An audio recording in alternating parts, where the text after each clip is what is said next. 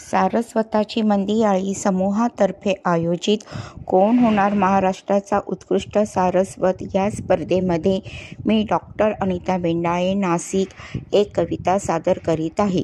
माझ्या कवितेचं शीर्षक आहे दारिद्र्य पीडित शेतकरी. 4 दिवसापासून सुरू होता इथे टिटवीचा कहर, का नाही जाणवला तेव्हा संसारातील जहर.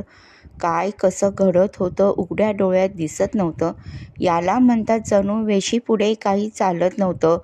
फासे फिरले नशिबाचे, दिस सरले सुखाचे, उरला फक्त आक्रोश दुःखाच्या. या खाईमध्ये जीव होऊन पडले बेहोश.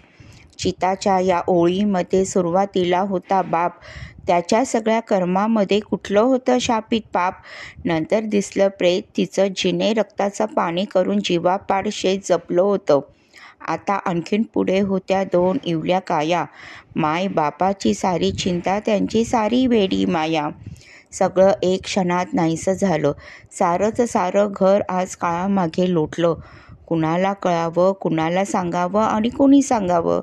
गारपिटीने शेतकरी हवालदिल झाला. काय होतं दुःख त्याचे, कुठे हरवले सत्व, दुःखाच्या खाईमध्ये कुठे गाडले गेले अस्तित्व. धन्यवाद.